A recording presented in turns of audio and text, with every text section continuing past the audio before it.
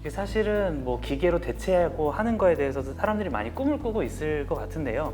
캔님께서는 어떨 것 같아요? 그러니까 본인의 몸을 네. 좀 기계로 대체한다거나 그러고 싶은 곳이 있는지 아니면 실제로 하실 건지 좀 여쭤봐도 괜찮겠습니까?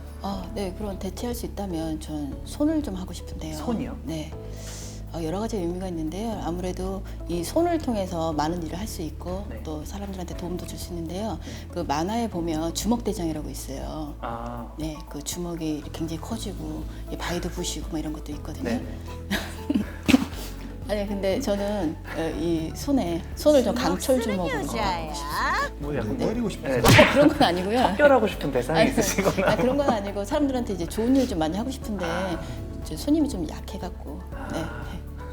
손만 바꾸시면 됩니다. 네. 알겠습니다. 작가님도 뭐 바꾸시거나 그러실 생각이 있습니까? 저는 이제 전면적으로 다 바꿀 수 있으면 최대한 바꾸는 바꿀 쪽. 예정이고 기술이 빨리 발달해야 될 텐데 뭐 실리콘 이런 몸으로 되고 싶어요. 그 기계전사에 나온 강철 몸들 말고요. 예. 그러니까 그 행성 간 여행이 가능한 몸. 네.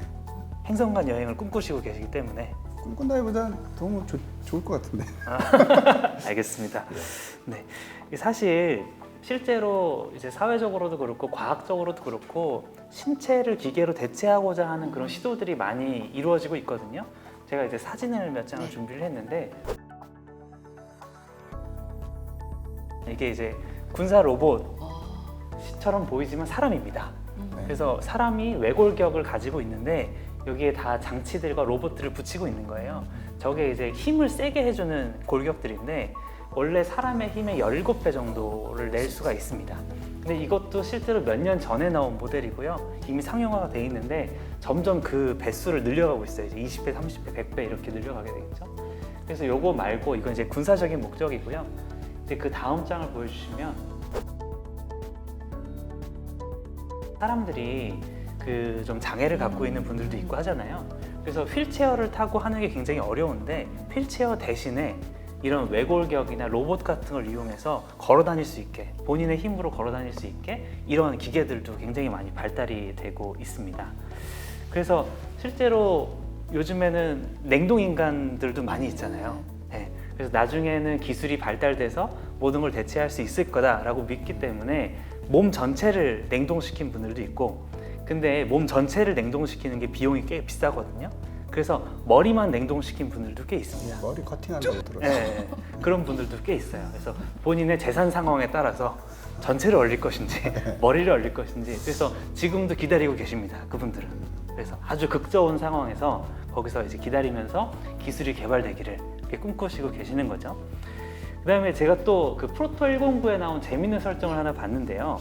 인간형 여성 사이보그가 있는데 아이를 낳을 수 있는 자궁을 가지고 있어요. 네네. 그걸 통해서 새로운 인류를 만들어낸다. 이런 설정이 또 있더라고요. 이건 또 어떻게 생각을 하셨습니까? 일단은 만화 그러니까 기계전사의 원래 그 주인공 말고 빌런이었던 그러니까 기계를 그 지휘하는 인물이 데이모스라는 인물이 있는데 인간으로 설정되어 있고요. 네. 따르는 기계들은 이 사람이 인간인지 몰라요.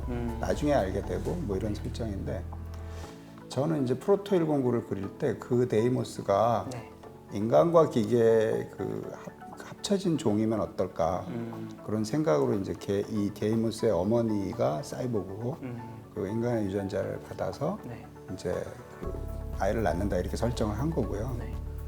저는 앞으로 그러니까 인간 종이 네.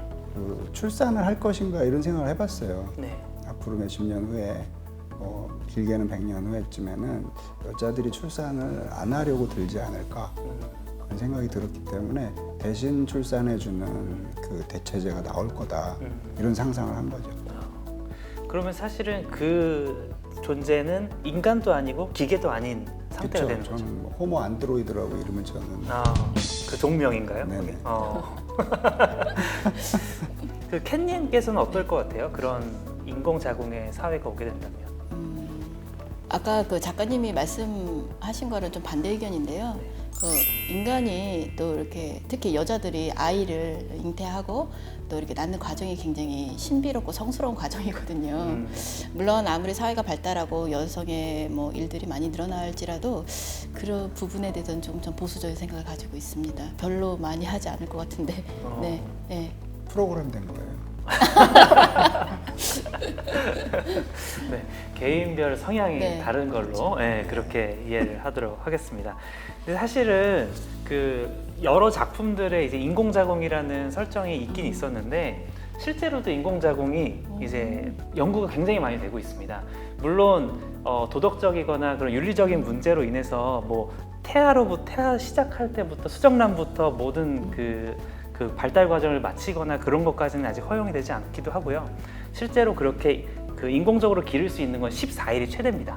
그게 법적으로 정해져 있고요. 15일부터는 이제 불법이 되긴 하거든요. 근데 그거랑 이제 별개로 그 이제 조수가들이 있잖아요. 조수가 예를 들어서 40주가 지나서 출산이 돼야 되는데 23에서 24주가 된 상태에서 출산을 하는 경우도 있단 말이죠. 그렇죠. 네. 근데 그러면 그 중에서 절반 정도는 사망을 해요. 그 인큐베이터를 통해서 이제 기른다고 하더라도 사망을 하고요. 살아남은 50%에서도 약 90% 정도가 심각한 질병을 갖고 있거나 장애를 갖고 있게 됩니다. 그래서 인큐베이터에도 넣기 어려울 정도로 조산을 한 아이들 같은 경우를 어떻게 할까를 고민하다가 인공자궁을 이제 과학자들이 개발해 보자라고 해서 사실 뭐 수십 년 전부터 연구를 해왔는데 3년 전쯤에 굉장히 획기적인 이제 발견이 있어서 제가 한번 사진을 하나 보여드리도록 하겠습니다. 사람으로 하는 건 불법이라서 양을 가지고 했어요. 근데 양의 태아가 인간의 태아랑 굉장히 유사하거든요. 자라는 환경이나 그런 게. 그래서 과학자들이 따뜻하고 습한 방에다가 실제로 엄마 양의 심장 소리도 들려주면서 한 달 동안 인공적으로 태아를 길러냈습니다. 그랬는데 뭐 뇌의 기능이나 폐의 기능이나 그런 것은 전혀 문제가 없었다라고 하거든요. 그래서 이런 걸로만 보면 사실은 가까운 장래는 아니지만 뭐 수십 년, 뭐 100년 안에는 이런 실제로 인공자궁을 통해서 시작부터 끝까지 가능할 수 있지 않을까 하긴 하는데요. 이 인공자궁을 만든 연구진들은 그런 미래를 기대하지 않는다 이런 얘기를 하긴 했어요. 네. 그렇지만 어떻든 과학적으로는 가능할 수도 있겠다 이런 생각이 드는 것 같습니다. 네. 사실 이렇게 SF적인 설정이나 만화들이 굉장히 재미있는데요. 영화는 많이 나오는데 SF 만화가 생각보다 적어요. 아까 말씀하셨던 것처럼 어떻게 하면 이 SF 만화가 조금 더 사랑받고 주목받을 수 있을지 좀 해답이 있을까요? 글쎄요, 저희 같이 뭐 지원하는 기관에서는 어떤 그 장르 만화, SF 뭐 장르 만화 뭐 지원 사업을 한다든지 또 SF 만화가 나왔을 때 그것들이 유통되고 사람들이 볼 수 있는 뭐 플랫폼 쪽을 뭐 만들어서 해준다든지. 그런데 이거는 그냥 일반적으로 윤활유 정도 역할을 할 수 있는 것 같고요. 실제는 그 만화 좋은 콘텐츠가 나오고 그다음에 그걸 볼 수 있는 독자들이 많아지는 게 가장 중요할 것 같습니다. 그렇다 보면 아무래도 만화 작가님들이 네. 가장 중요한 역할을 하시겠죠. 작가님 입장은 어떠세요? 제 생각에는 이제 SF 만화를 웹툰으로 하게 되면, 네. 그러니까 이건 이제 잘한다는 거를 전제로 했을 때 많은 그 서포터가 있어야 된다고 생각해요. 일반 작품하고는 좀 달라서. 네. 예를 들면 제가 마스 익스프레스라는 만화를 이렇게 머릿속에 생각해 본 적이 있는데 네. 지금은 포기했어요. 우리나라에서 하기 어려우니까.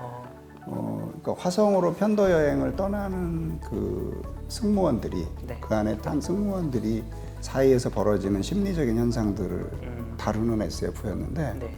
이게 받아줄 만한 플랫폼이 저는 없다고 생각해요.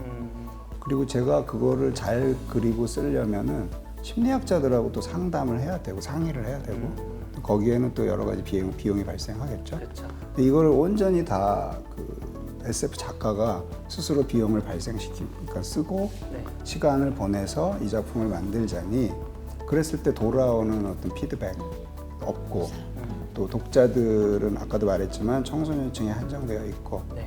그러니까 그 SF 작품이라는 게 공력이 너무 많이 들어가거든요. 그런 어려운 점이 있죠. 뭐 원고료가 다른 작가분들에 비해서 SF 작가분들 원고료 높다고 들었는데요. 그렇게 받아본 적이 없어서 네. 그런 분이 있겠죠. 네. 저는 아니에요. 그러면 그 실제로 SF 만화를 그릴 때 들어가는 노력들이나 그런 게 훨씬 많은가요?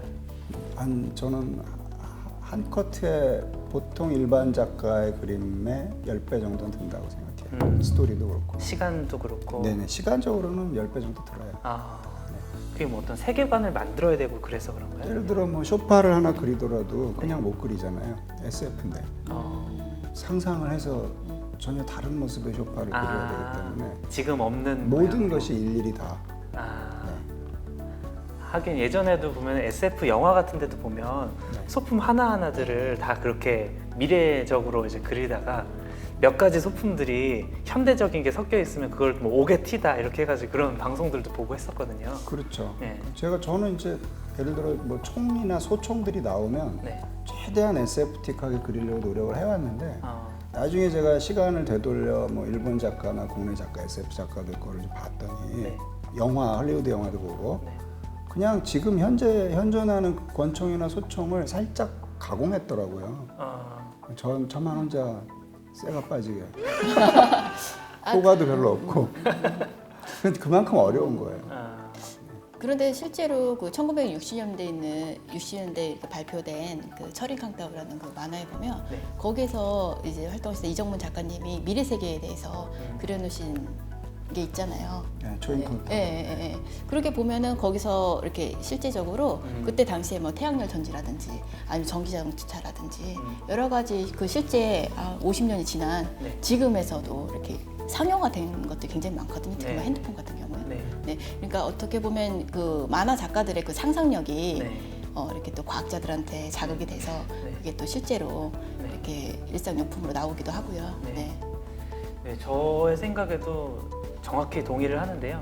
사실 과학자들이 이제 사실 상상력을 가지고 네. 어떤 것들을 개발해 나가고 찾아 나가고 하잖아요. 근데 그 상상력이 본인이 상상한 거일 수도 있지만 사실 어렸을 때 봤던 네. 예를 들어서 만화를 통해서 봤던가 영화를 통해서 봤던가 그런 미래의 사회들을 꿈꾸고 만들어 보고 싶은 그런 생각이 들거든요. 뭐 하늘을 나는 자동차라든지 네. 지금은 이제 뭐 택시를 통해서 적용한다 이렇게 실제 상용화가 되고 있는데요.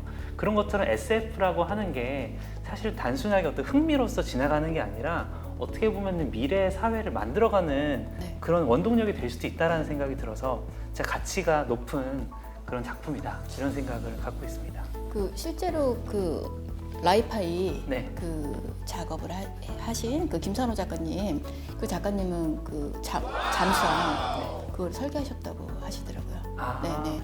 그래서 진짜 이 SF라고 하는 게 정말 높은 가치를 갖고 있다 이런 생각이 드는데요.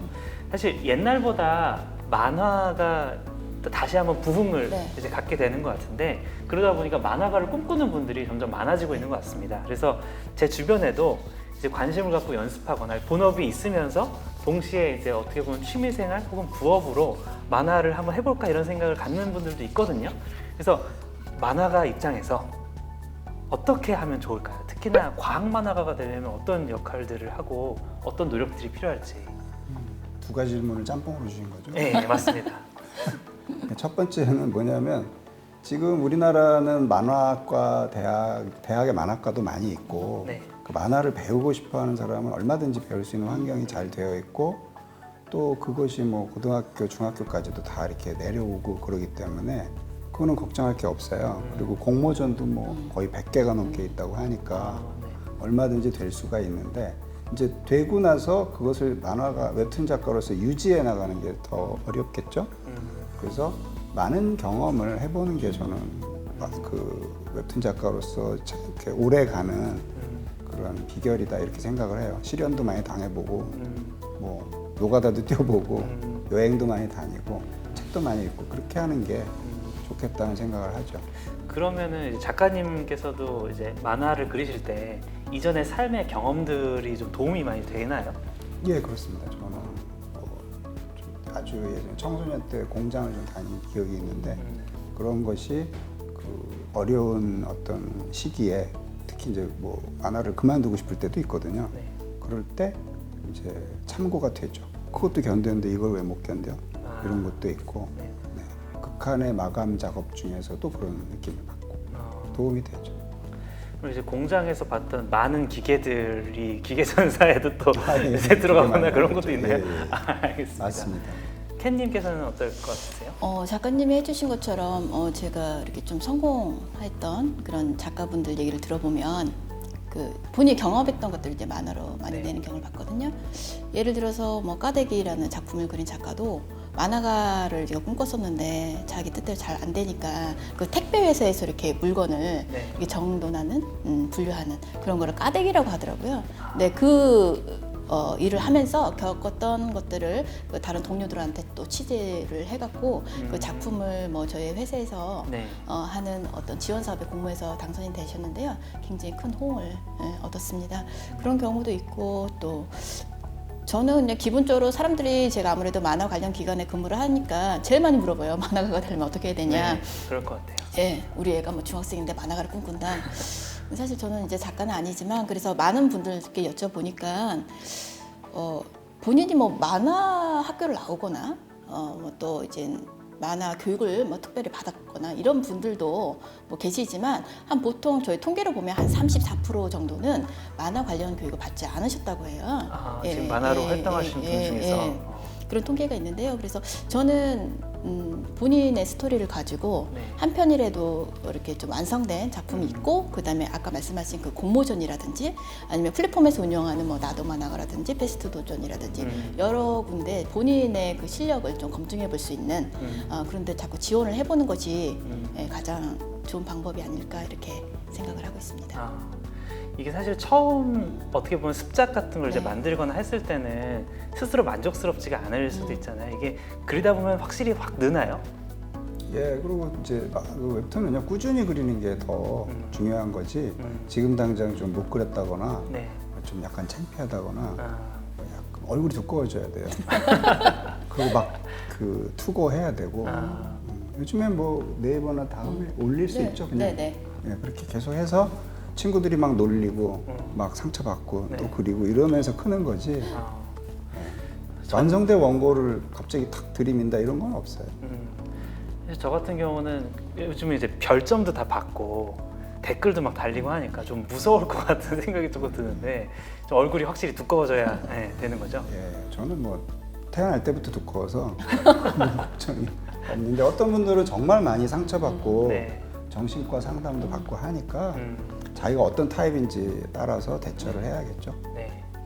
오늘 이 영상을 보고 계신 시청자분들께서는 이제 좀 좋은 댓글들을 많이 달아주셨으면 좋겠습니다. 네, 오늘 이렇게 두 분의 만화 전문가분과 함께 다양한 이야기들을 많이 나눠본 것 같은데요. 좀 어떠셨습니까, 캔님? 네, 오늘 되게 제가 이 자리에 있으면서 한국만화영상진흥원에서 이렇게 좀 소수 장르, 아직 활성화되지 않는 장르에 대한 지원 사업을 좀 더 정책적으로 개발해야 되겠다는 생각과 그다음에 저희 기관이 할 수 있는 일도 있지만 이렇게 과학창의재단하고 같이 콜라보해서 네. 그 SF 장르라든지 과학 만화를 좀 활성화시킬 수 있는 그런 어떤 사업들을 기획해야겠다는 그런 생각을 좀 했습니다. 네, 감사합니다. 작가님은 또 어떤 생각을 하셨을지 궁금한데요. 저는 이제 만화 그린 지 한 30년 됐는데 네, 그동안 SF 몇 작품 했고 그러면서 늘 아쉬웠던 게 이제 오늘과 같은 이런 과학 프로그램이나 네. 또 과학자분들과의 만남, 네. 교류 이런 게 정말 없었어요. 오늘 되게 좋았고요. 네, 좀 자주 이런 일이 있었으면 좋겠다는 생각을 하네요. 네. 연락 주시면 아, 예. 네. 저랑도 재미있는 작품을 저희 유튜브도 좀 보세요. 네네 알겠습니다. 구독 누르겠습니다. 네. 그래서 오늘 정말 다양한 이야기들을 나눠봤는데요. 과학, 만화 모두 사랑해 주시고요. 또한 과학이 함께 하고 있는 그 만화, SF 장르 또한 더욱더 사랑해 주셨으면 좋겠습니다. 네, 그럼 인사를 드려야 될 것 같네요. 자, 지금까지 시청해 주셔서 감사합니다. 안녕히 계세요. 안녕히 계세요.